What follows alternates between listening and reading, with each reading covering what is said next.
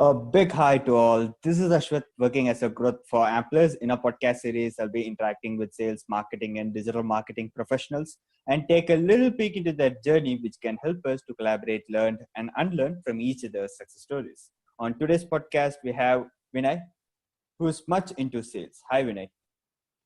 Hi there. How are you? I'm doing well. How are you? I'm doing good, Vinay. Currently, where you are staying?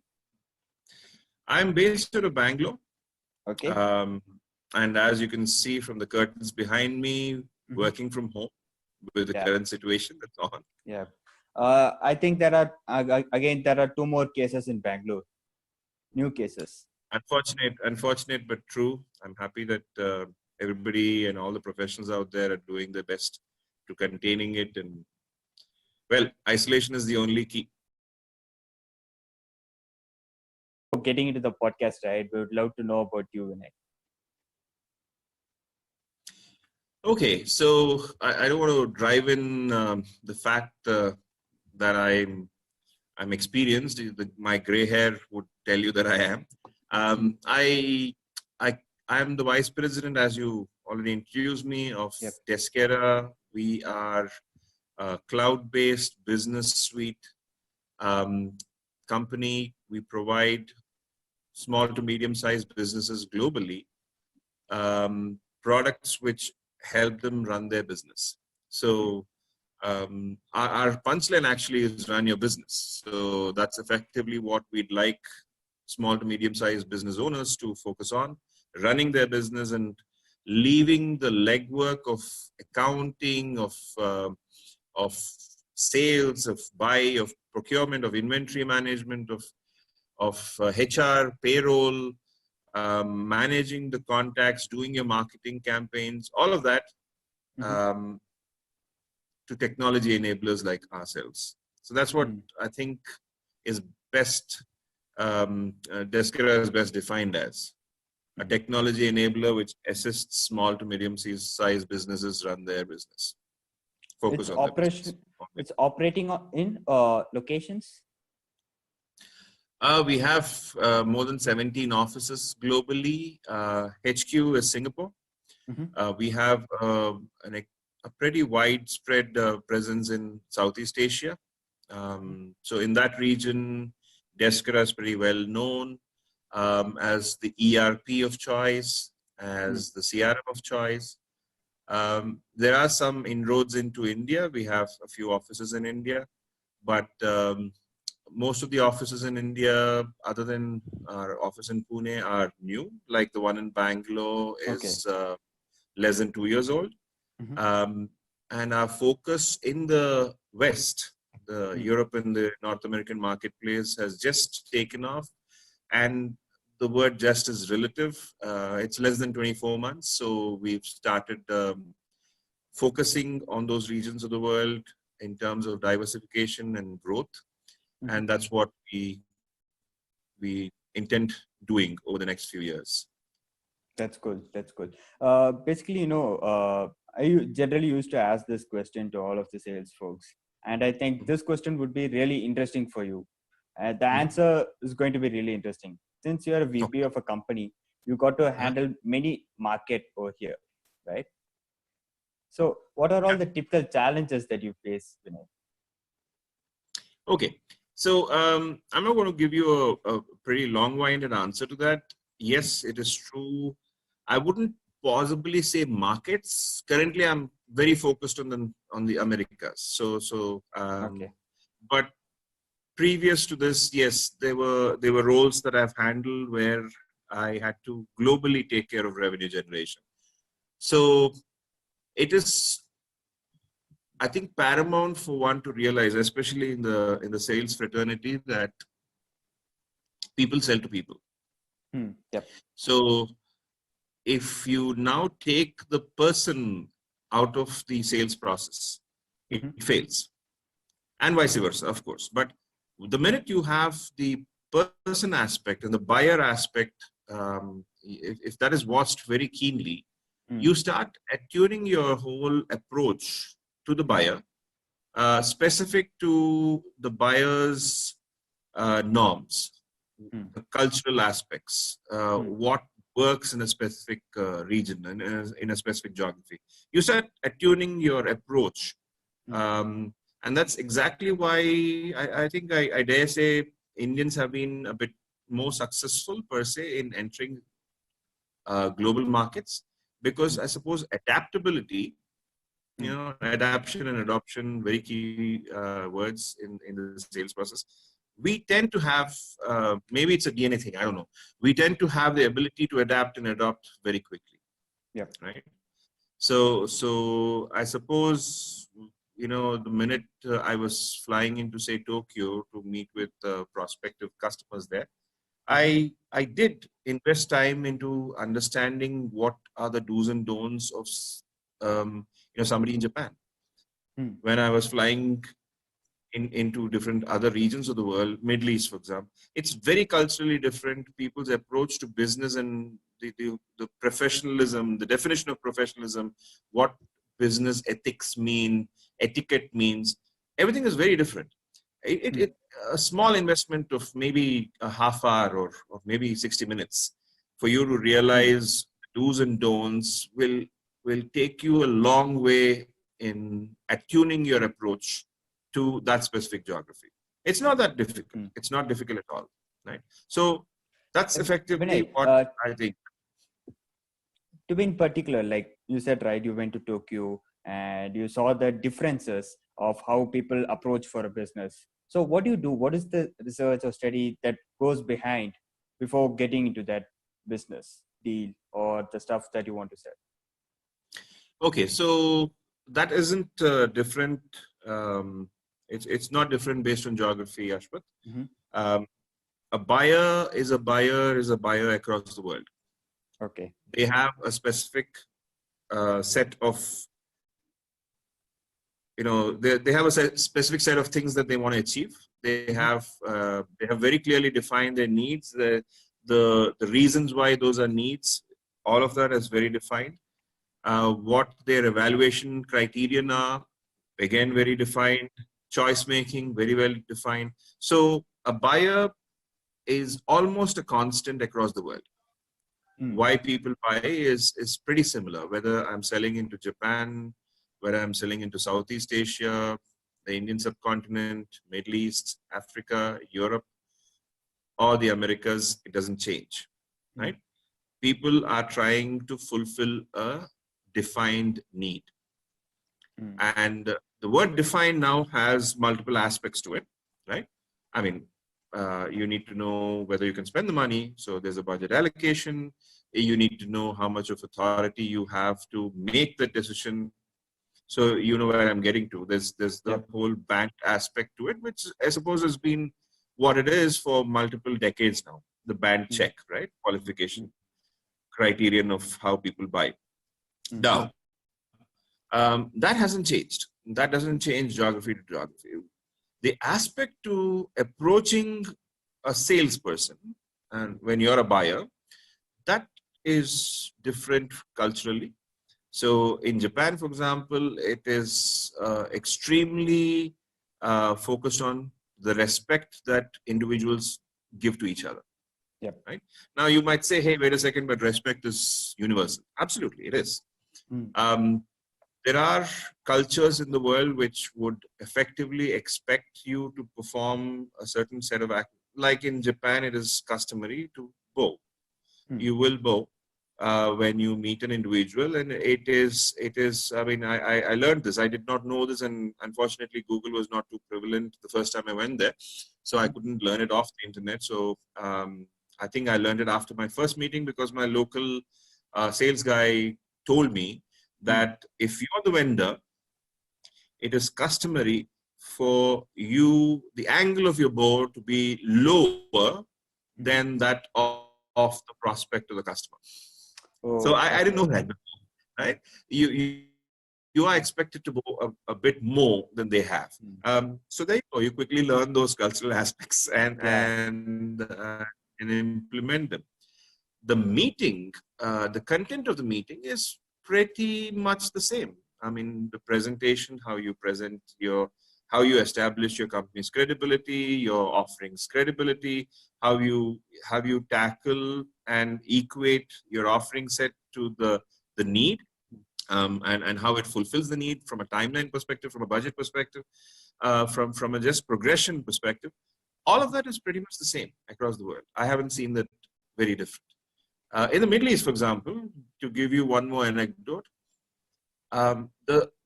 the same individual who possibly was joking and having a good time with you before the meeting, the minute they enter the meeting and it is an official start of the meeting, they have an extremely serious approach to that aspect. Okay. So you cannot carry this rapport that you have created outside of the room into the room. You can't. You just can't. Right? So it's almost like they have two avatars. Yeah. The fun-loving, let's have a good time. How are you? How's the weather back in India or wherever you flew in from? Blah blah blah. And then you switch on in a jiffy. You walk into the room and it's all professional. It's extremely serious. It's extremely focused on what needs to be achieved in that meeting, and you need to be very switched on.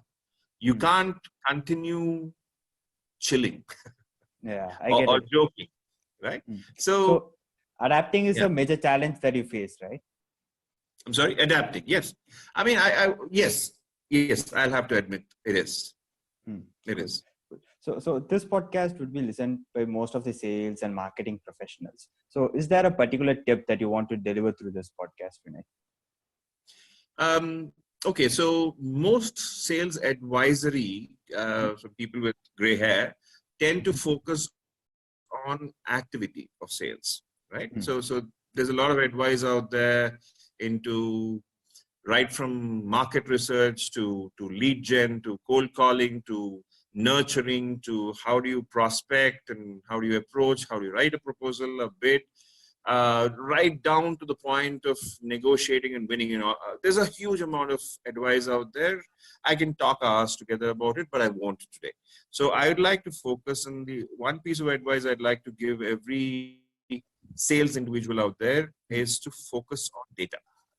Okay. Now, as practitioners, as sales practitioners, paperwork, uploading stuff into a CRM, maintaining a tracker of how exactly you're doing, it's cumbersome. I can imagine. I mean, you're tired. You've just finished a series of meetings. You've just traveled to wherever you have traveled. You've done maybe 2 weeks.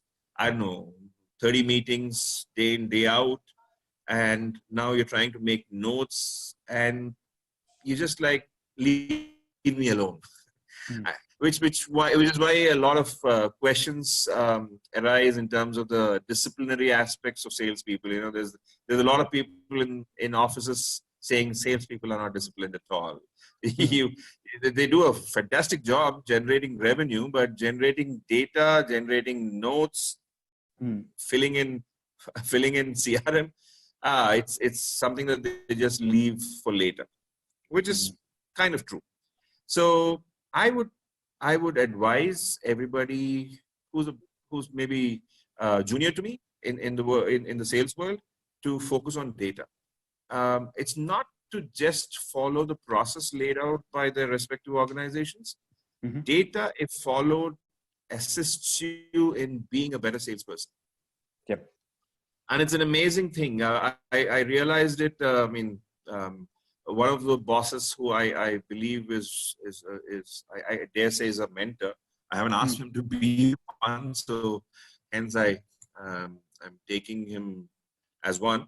So he gave me that tip. I think it was 2004, 2003, 2004. Now I was like any other salesperson. I was an individual contributor. I was doing pretty well for myself. I was closing deals. There were quarters, multiple successful quarters of mine, all of that. Great, fantastic. But my approach to data and information storing was exactly like any other sales guy. I mean, let's do it at the end. Let's do it on that rainy day when you can't get out and there's nothing else to do, right? If there was nothing else to do, then you focus on filling up the CRM, filling up the the forms, etc. I got found out in a company-wide global sales session.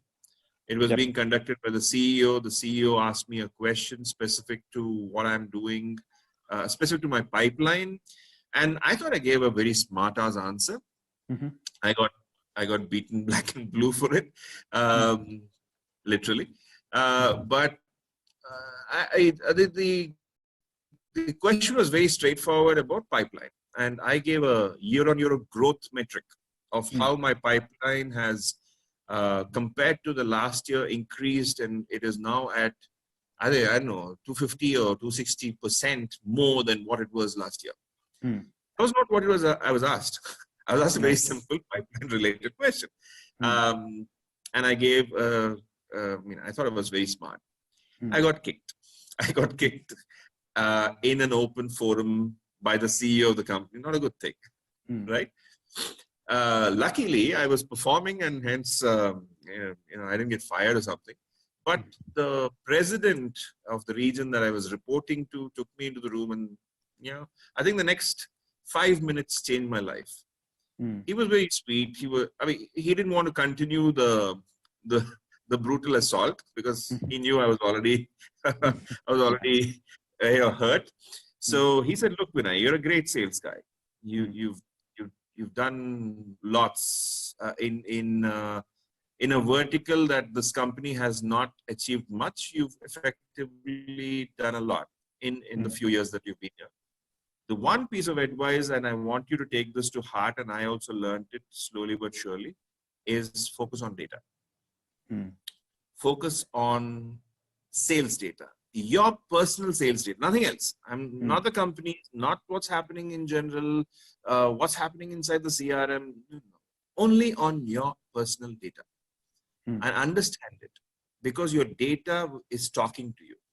Your data is effectively talking to you and trying to tell you where you will win the next order from, how you're going to achieve your target, how will you get through that prospect or that suspect who has not answered the phone or is ignoring you. How? There's a lot of information out there.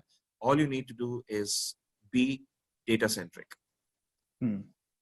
15 minutes he spoke to me, and I tell you, by possibly the end of, it takes you a while, right? You are kind of a hustler. You're just in the moment, selling, saying the right thing. And for you to now convert yourself to a data-centric sales professional, it took me a month or two. But by the end of the next quarter, I can tell you this, I was data-centric to the point of my conversion rates to the second or the third decimal. Oh, good. And it has helped me. It has helped me. A lot of my colleagues over the years, a lot of people who've reported to me, I've recruited, I've coached, I've mentored, some of them have grown to amazing positions in their respective organizations. If you ask them, hey, what's that unique sales aspect of Vinay? I think they'll say, oh my God, he's fussy about data. He's extremely fussy about data, right? So you need to make math your friend. And I'm not talking about integration and differentiation and all of that stuff. I'm talking about basic addition, subtraction, percentages and stuff. Basic stuff, right? So data-centric approach is something which we have to imbibe in our mind, and we have to keep ourselves focused into it. Right. That's what you mean, right? You are a sales professional, Ashwath. I'll give you one small example. Do you understand how to answer the question if I ask you what's your hit rate? Nope, I don't. Okay. So a hit rate is effectively how many opportunities do I need to go after for me to win one? Your conversion. Okay. And by opportunities, now opportunities are defined differently. I mean, somebody who's showing interest in some organization is an opportunity. In some cases, they have to be extremely well-defined. Send me a proposal with these aspects, and then only will you consider that an opportunity. So opportunity is defined differently. But for you to win one deal, how many opportunities do you need to pursue? What is your pipeline looking like, right? My definition of that is hit rate. Okay. Now, Now, don't you think it's sensible for a salesperson to know their respective hit rates? It's quite necessary to know that. Then only they can improve. Yeah. So not only improve, you know your target is say 100K a quarter, okay, and you know on average a deal size that you get on average, because you know your own personal sales data, is say 50K. That's normally a sales deal, right? So you need at least 2 for the quarter. And if you know your hit rate is 25%,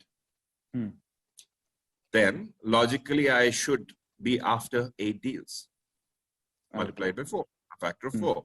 So I should be pursuing 8 opportunities for me to win 2 deals of 50K average each to achieve my target of 100K. Okay. See, the minute you start thinking it from a math angle, your life becomes easy.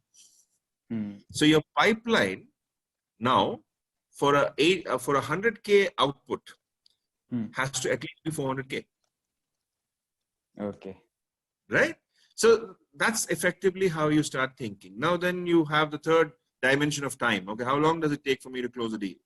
So by when should I have 8 opportunities that I pursue for me to, in the end, in 90 days, in 3 months, have 2 closures? You start inserting that time frame into your perspective, right? So it's very mathematical. The approach to sales has to be mathematical, has to be data. And if somebody says, you know what, I'm just going to go to the right person, say the right thing at the right time, and they will give me a deal. That yeah, you'll get lucky. I'm telling you, there's a lot of people who get really lucky and achieve a lot doing that, but it's not sustainable. Yep. You have to be really lucky in getting that deal. Yeah, there's so many rights out there in that statement that sometimes you just get left out.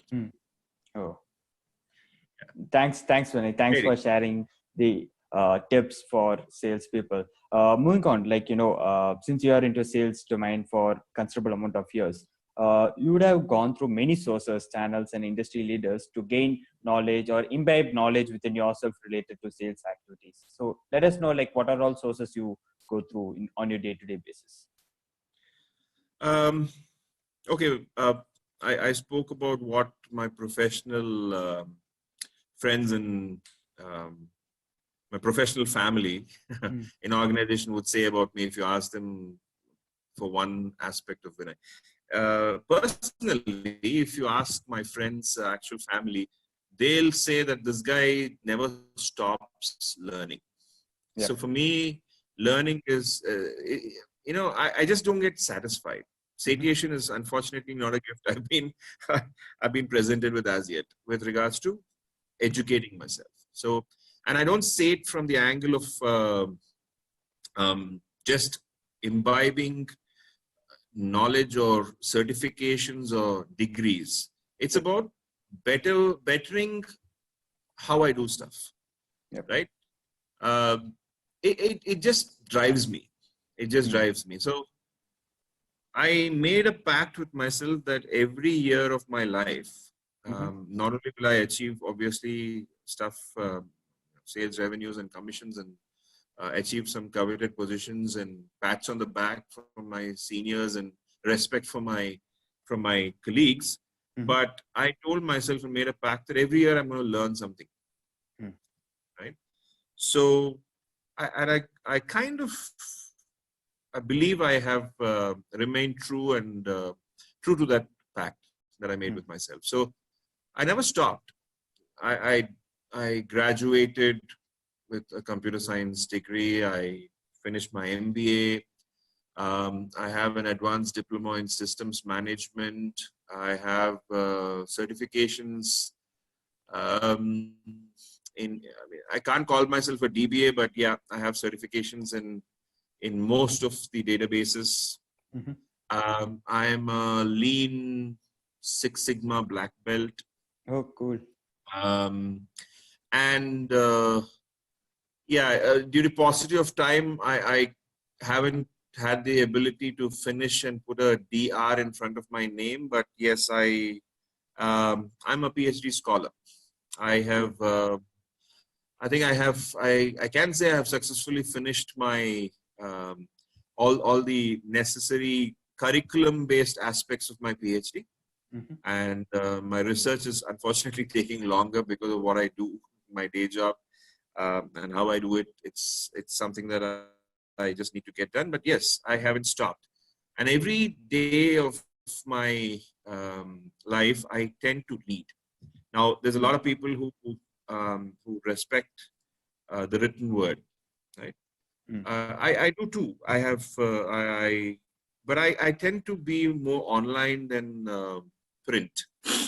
Okay. And I have great respect for people who read a lot of books, and I know a lot of leaders read a lot of books. I unfortunately have developed this opinion that a book is very true for when it was written, but then its content is kind of static. So something that was written about sales methodologies or sales techniques in, say, 1985 was very true and perfect for maybe 1985. Okay. Right. So in 2020, I'm not saying it's gone obsolete. No, absolutely not. There's surely parts of that book which are extremely useful even today. But then that was written in 1985 by an author who believed in a specific set of techniques or methodologies which were true for that time. So a book stays static. Surely a plethora of knowledge that you can gain from every book, but I'm a lot more online. So I'm more into blogs. I'm more into online articles. I spend at least an hour on the worst day on LinkedIn.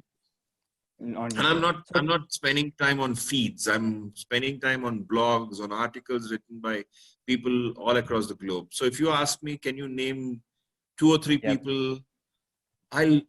Very difficult.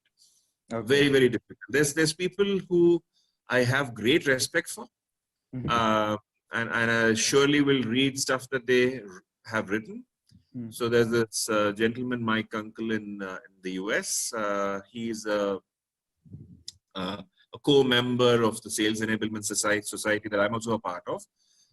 I just respect. Yeah, I respect what he writes. I love reading Scott Santucci's articles.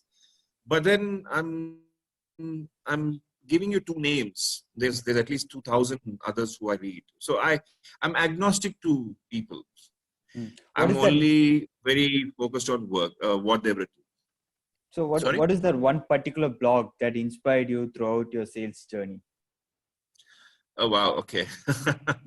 Yeah, I'm going to struggle answering that, Ashwath. Okay.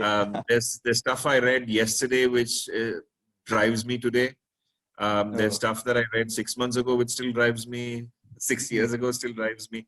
Okay. So I'll struggle to give you an answer. But one statement which I mean, I'm not a company, but if I had a punchline I use repeatedly is if you don't like the news, go out and make some. That's so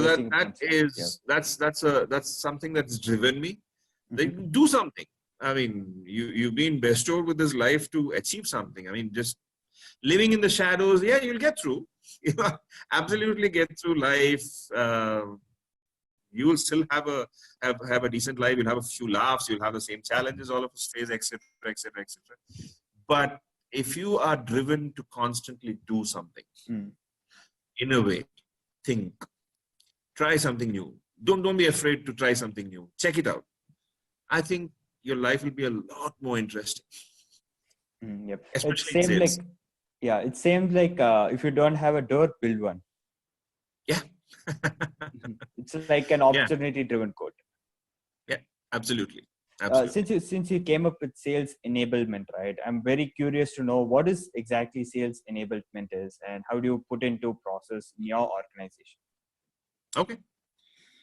All right. So there's multiple angles to look at this new form of new functionality, new function, sales enablement. Now, I'll put it as briefly and succinctly as I possibly can. Now, sales enablement, by the way, there's hundreds and thousands of practitioners and like-minded professionals all over the world who I have great respect for.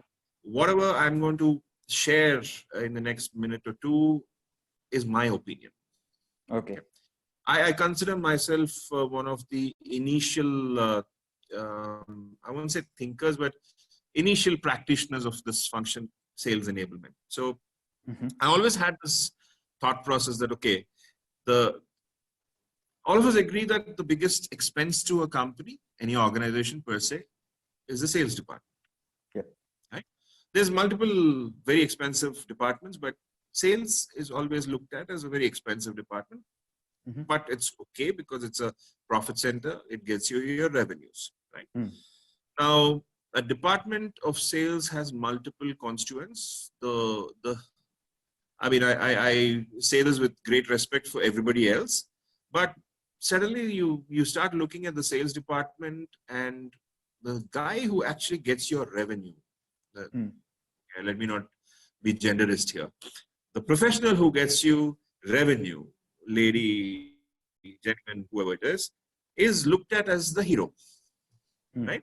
Now, you have multiple sales professionals, revenue generators in every company.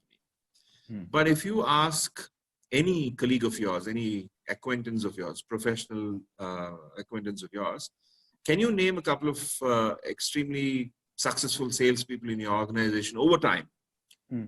You will find them struggle after giving you 3, maybe 5 names, right?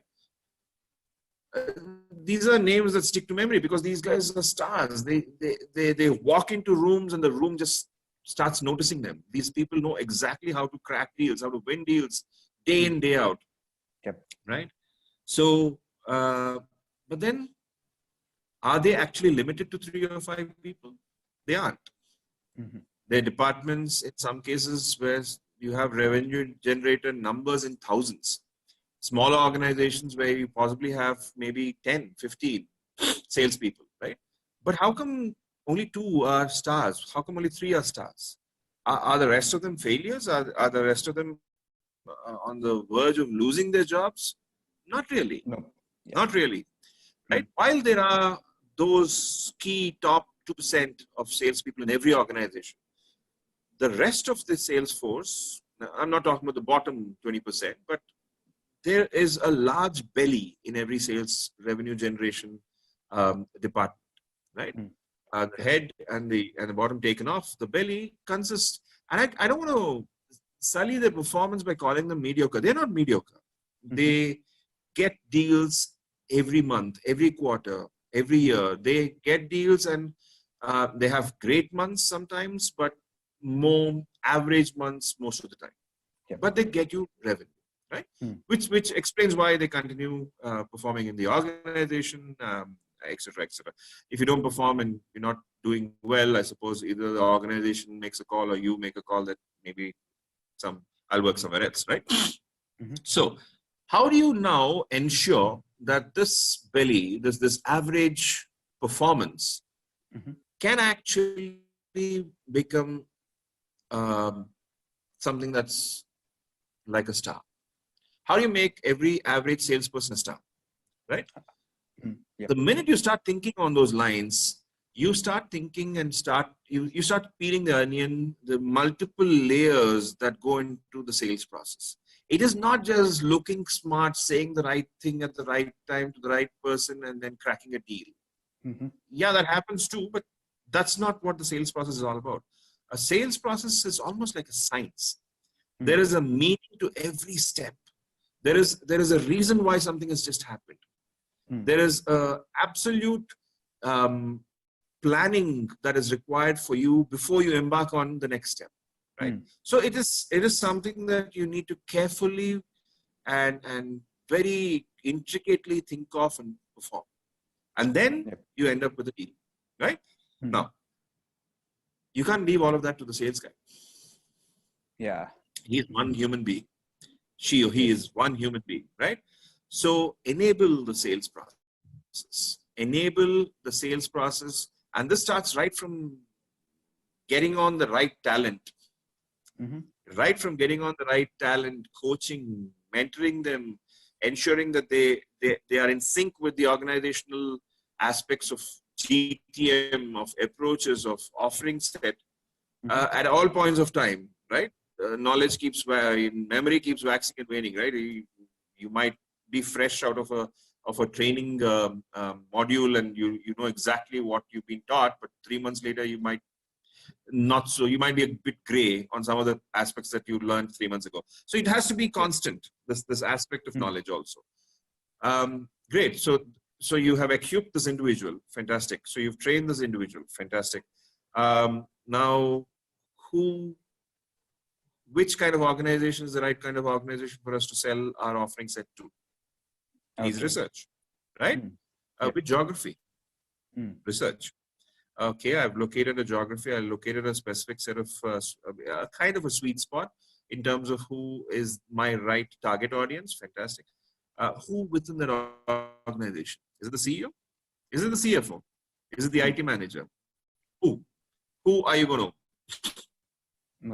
Okay, I've located that also. I've done my research. I've located that also.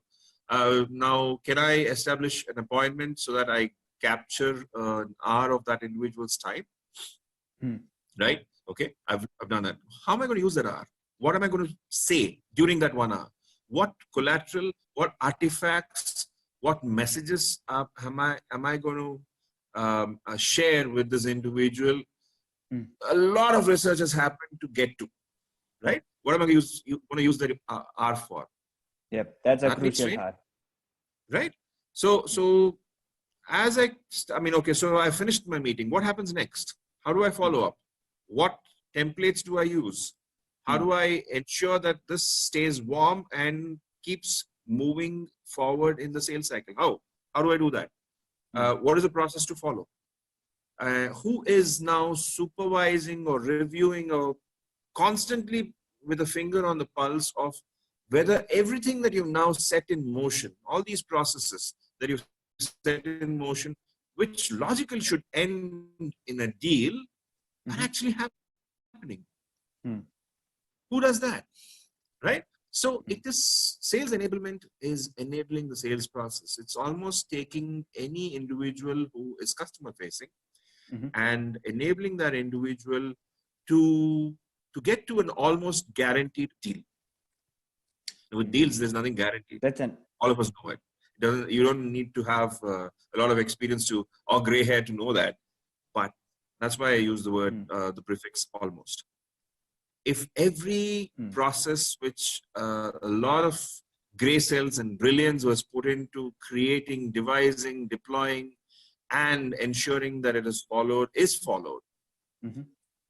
I suppose an organization could say that every salesperson who's the face of the organization is now enabled to almost guarantee the deal that they're going after.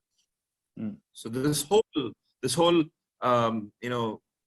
environment that we have created around the salesperson, right? It's almost we're saying, hey, success is inevitable. We're not going to leave you, Miss or Mr. Salesperson. We're not going to leave success to you. We're going to create this environment, this whole platform of enablement, which is multifaceted, but it enables you to the extent that you can walk in and come out with that deal. Making revenue generation a guaranteed aspect. I mean, who wouldn't want that? Which organization wouldn't want that? Now, that's in my opinion. This is my opinion. That's what sales enablement is all about. But many of the organizations currently operating around the globe doesn't follow these procedures. They only have quota that need to be hit in the month end or on the quarterly basis. Sales, I think this podcast would really help people listening and learning about sales enablement. Thanks for sharing that with us, Vinay.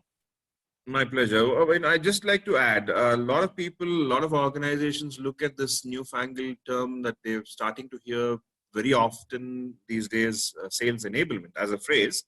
And they say, oh my God, another department that I need to create. They'll have to look back inwards, a little review of their internal structures and processes would tell them that a lot of stuff which constitutes this new function called sales enablement, they're already doing. Right? Yep. It's defined differently. That's it. There's, I mean, the CRM, all of us use one, right? Is an important aspect of the sales enablement department, ensuring that there's discipline around CRM data capture. Yeah, absolutely. Very important part.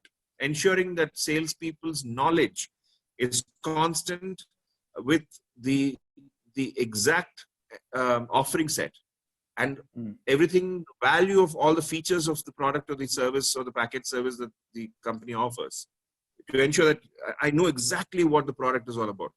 Very, very important, right? Yep. Sales operations, very important. Yep. Market research, lead generation, lead development, nurturing, marketing alignment, right?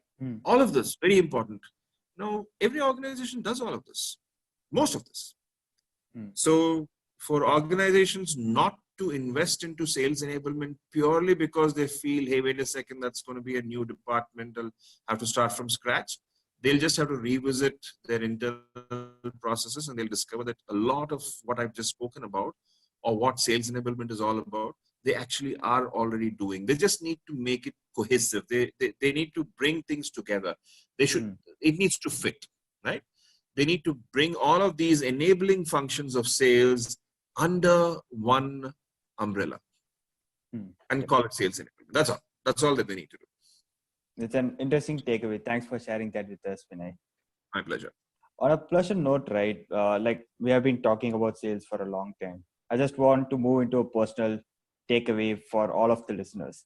So okay. What is your best stress buster? Because being into sales is a good job. Like it's a wonderful job, but at the end of the month or at the end of the quarters, right, we would develop stress. How do you relieve that stress? We would like to know that.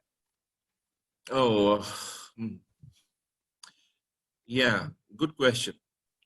I think sometimes you forget stress busting. It's not a good thing. Unfortunately, stress is not something that you can sleep off. It's this weird, sticky beast that tends to remain in your head. It's not that you just got a good 8 hours of sleep last night and hence you say, oh, I'm fresh. Yeah, but I'm still stressed. So stress doesn't go away. And unfortunately, it's like cancer. It keeps eating away your ability to perform. So what do? Okay. I switch off, but I'm a bit of a weirdo when it comes to switching off. The minute sales methodology, say the science of sales is actually a hobby, right? I mean, a lot of people travel, right? Bikers go for long bike rides, and some people travel to places they haven't been to. Some people just watch movies. Some people just sleep. Some people tend to have a good laugh with friends, have a drink or two. There are multiple ways of chilling, right? And all of them are absolutely true. I partake in all of them. I enjoy all of them. But I'll tell you what, the day I read something new, and it might not even be anything to do with sales, right? I have this, weird way of thought process of applying anything from any other field, right? Be it psychology or physics, or it doesn't matter where it came from. I keep relating it to sales. I know it sounds a bit weird. Have you heard of what an echo chamber is? Yep. I know that. I have heard during my school days. Okay. When you shout at one end, you will receive it back within 16 seconds or 14 seconds. Right. So that's effectively the echo itself. You know, you're talking about the science of the echo, the reflection and the amplification and so on. An echo chamber logically in physics is, say a chamber has multiple sources of sound, right? And effectively sound is waves. Yep. And waves amplify themselves when wave A meets wave B. Right? So say, let's quantify it. Say wave A is, sound wave A is of X decibels and sound B, wave B is of Y decibels, right? So when A and B meet, and it becomes A plus B now, it's not X plus Y. So because they effectively amplify, the sum of both is actually larger than the individuals. You getting it? Sorry, I So couldn't hear. When you said about A. So let's say A is 2 and B is 2. Okay. So logically, when two sound waves meet, 2 plus 2 is equal to 4. Logically, that's logical. It's just a sum, but not so true. With regards to an echo chamber, it is 2 plus 2 is not equal to 4. It is actually equal to 5, maybe 6. When two sources of sound meet and become one, it amplifies the output, right? Yeah. So my layman understanding of an echo chamber, I'm sure there's professionals out there who can explain an echo chamber absolutely magnificently. I can't, I must confess. But my takeaway from that is an organization has multiple contacts, right? So the minute you come to the conclusion as a salesperson, as an individual contributing salesperson, that you are talking to the right decision maker, it is normal tendency to now focus on that individual, right? You start focusing all your energies and your sales processes on that one individual, because you have now clearly defined that individual is the decision maker. Good thing, absolutely. Not so much, no. My advice, and I took this small pointer out of the echo chamber, continue pursuing all the other contacts. Say you have 4 contacts within an organization. Contact A is of the CEO and he's the decision maker. Fabulous. And you've reached him. He's listened to your pitch. He is attracted to your pitch. Don't stop pursuing the other 3. Because the minute you're putting sound bites of your offering set into each individual, now please remember they work in the same organization. You don't, which means they meet. Even without your knowledge, they possibly are meeting every day. They might have weekly reviews when all 4 of them are sitting in the same room. Maybe they're having budget allocation meetings where all 4 are involved.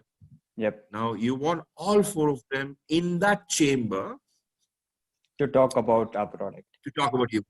To talk about your product, right? Good. Not just the one guy.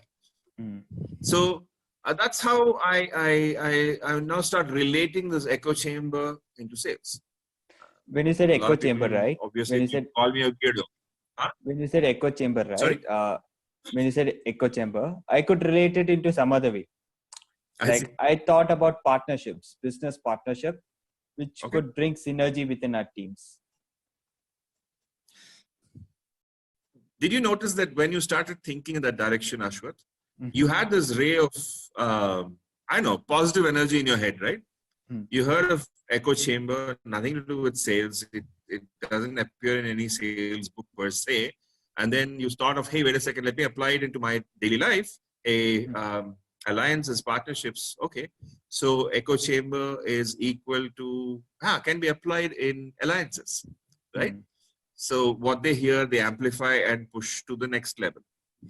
It gave you a bit of positive energy because you suddenly innovated, right? That's my stress buster. That positive energy kind of, in a way, kills the stress that I face. That's an interesting. Learned to live. That's an interesting stress buster one can have, Vinay. My boss used to say this word. Whenever our mental model is challenged, we start to think out of box. So we all have a preset mind. So it needs to be challenged. So for challenging thing, just like the echo chamber, we need to get some tertiary part getting to our mind. It's an interesting takeaway, Vinay. Thanks for sharing that with us. Thank you. The service or the product that you're providing in your market, there would be similar companies doing that. So you need to have a confidence within yourself to say that the product or service that we are providing is the best out here. So what is that kind of confidence which you have in you? So my first takeaway as a sales leader in the organization, and I'll answer your question sitting in that position as a sales leader. That's what I've done over, I don't know, 15 years now. So your salesperson, and please mark my words, I learned these and I truly believe it. Your salesperson is your first customer. Oh, yes. Right? So the minute you start looking at it from that perspective, that your salesperson is your first customer, it becomes inevitable that a person, once convinced that if I'm looking for something in this region, I mean, okay, so currently I'm say selling ERP as a product, right? So if ever I had an organization I was looking for procuring an ERP to help me with my resource planning, my operations per se, my accounting, what would I buy? And if the answer that comes into my head is, hey, I'd buy my own product. I'm now sold. I am a customer, right? So you need to achieve that status in every salesperson. You can't, I mean, with no salesperson is never going to go buy ERP, but it's notional, I agree, but that's what you're trying to achieve. The minute you're doing that, you're getting into a territory which a lot of us now mark as consultative sales. Consultative sales is, in my opinion, termed so because it doesn't talk about feature. It doesn't talk about the features of a product. It talks about the value that the feature provides you with. Okay. It talks about why people use the product, the benefit that they achieve by using the product, right? Now, all of this is kind of now starting to get into the territory of intangibility. You can't touch and feel it. Feature, yeah, you can. Right? I always, I mean, all the trainings and coaching classes that I run for sales professionals, I tend to use my favorite product as example, a mobile phone, because all of us own one, right? So I tend to give an example that if you have bought your mobile phone online, right? It's very rarely that you start reading every feature that is portrayed on that website, that channel that sells the mobile phone. There's two very prevalent channels that either of us must have bought our previous mobile phone from, right? In each of these, the product is listed, there's multiple photographs of the product, and then there's a ton of information with regards to the features of the product. In your mobile phone. How many times have you actually read all of that? Quite a few times. No, but you wouldn't read it. You would glance. Right? It's A4 size data. It talks about every aspect of the mobile phone, every angle, everything to do with the camera, the memory, the storage, everything that the speed, the processor speed, everything. Now, yeah, you glance. It is necessary information for you to portray, but that didn't make you buy it. You did not buy a mobile phone because it had a processor which was an 865 compared to something else which was an 825. You didn't buy the mobile phone based on that. Right? So I'll tell you, Ashwath, what you did when you bought your last mobile phone. I don't know you. This is the first time we are interacting. So I'm going to guesstimate, but I think I'm going to be right here. If you bought your mobile phone online, I think the first thing after you sorted and zeroed in and shortlisted a bunch of mobile phones based on a budget, which is what's money in your pocket, was plus a bit of status symbol, right? I don't want to buy those cheap ones, even if they're very affordable, because I don't want to be seen with them, right? So it is a brand that you perceive, your status can be maintained with. So status symbol. Affordability, feature set. There's something that made you buy this new phone. Maybe it's memory space running out in your previous, or the camera not being so great, or whatever. So you compare using your previous mobile phone as a benchmark, and you compare to see. So you've done your shortlisting. You come up with the 2 or 3 mobile phones which fall into your bracket. One of these is what you're going to buy. Right. I'll tell you what you did first. You didn't check the features. You scrolled down to the bottom of the page and looked at user reviews. Yeah, That's the exactly. first thing you did. That's the first thing you did, right? Now, it's very predictable. That's predictable buyer behavior. And I'll tell you something even more funny. You didn't look at all the reviews. You first looked at the 1-star reviews. Exactly. What is wrong with this phone? Right? Yep. That's normal buyer behavior. This is effectively what when we put ourselves in the buyer's shoes, when we actually are buyers as we're salespeople. That's our profession. But all of us are buyers too. This is what we do as buyers. So why do you think your buyer is any different? Why do you think your customer is any different? Right? That's exactly what they're trying to find out. That's exactly what after they've evaluated and shortlisted their options of how to fulfill this need that they currently have, they need to hear from somebody who is like them. That's what you get out of a user review, right? Yep. People who have already made the decision, who already bought that mobile phone, right? So you want to hear from somebody like you, not the sales guy.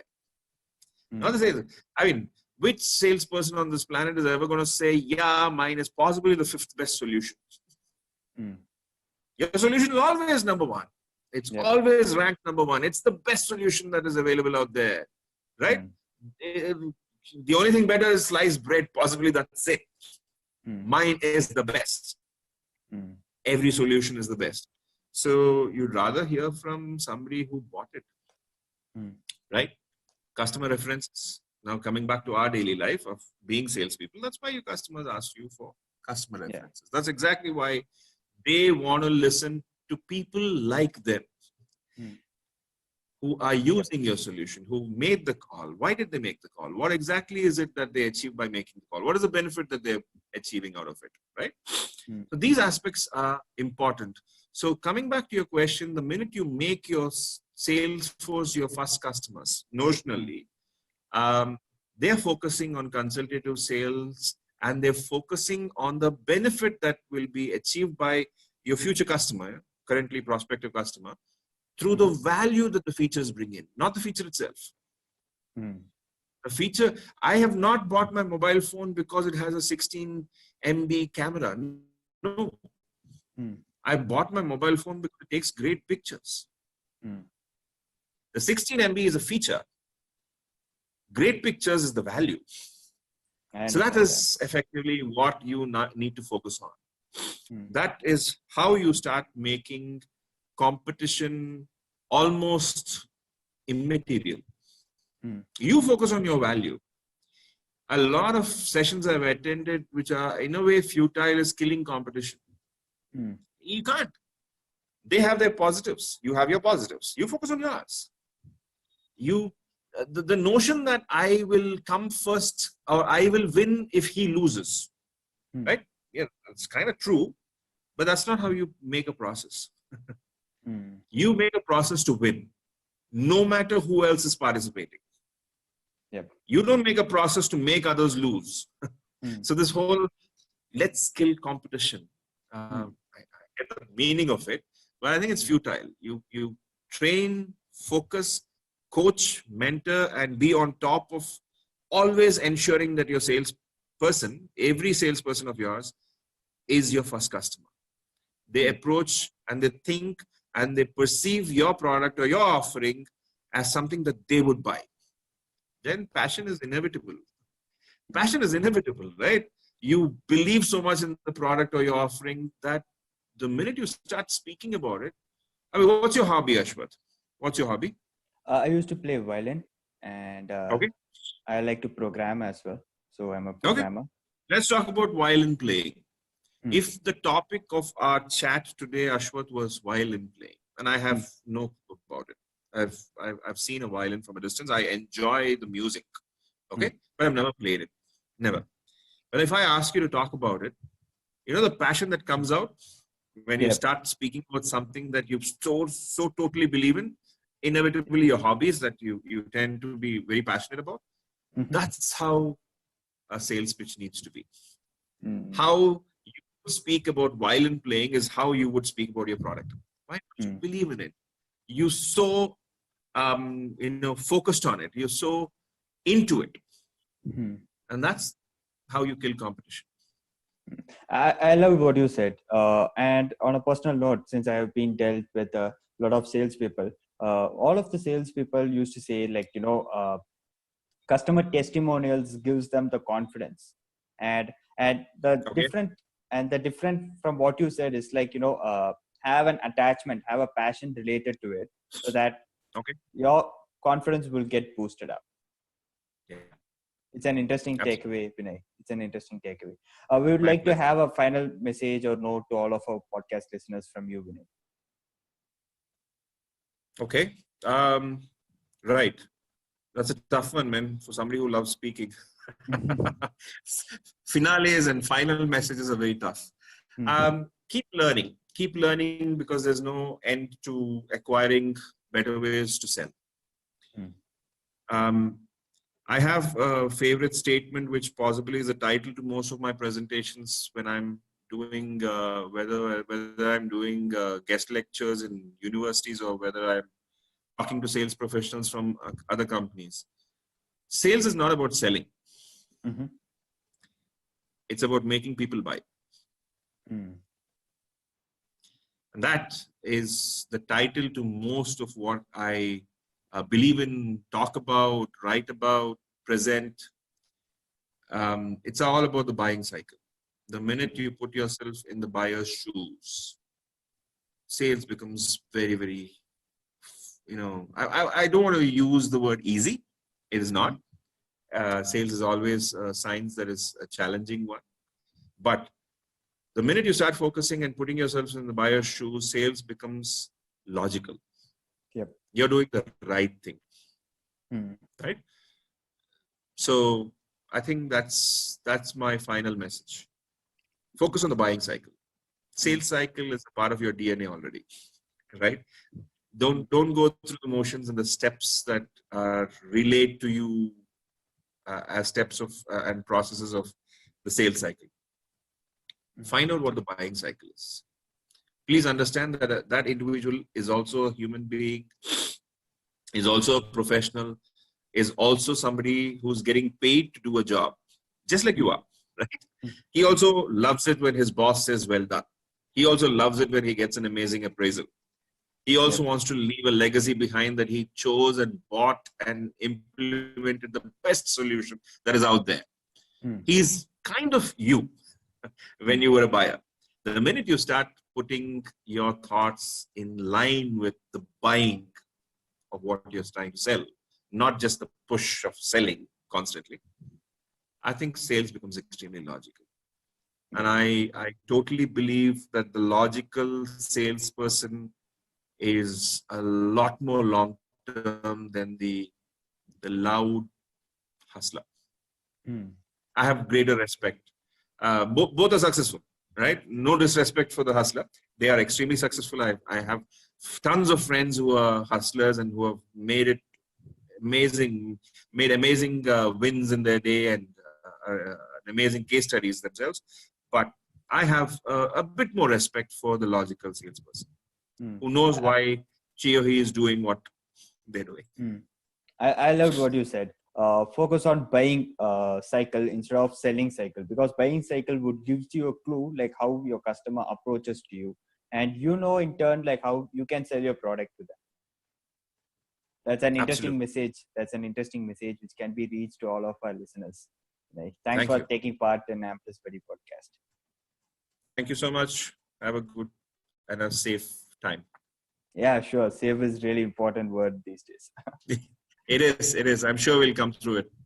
Sure we'll come through. It's really an honor to have you in my podcast. Yeah, sure. Same here. Thank you. Thank you. Bye.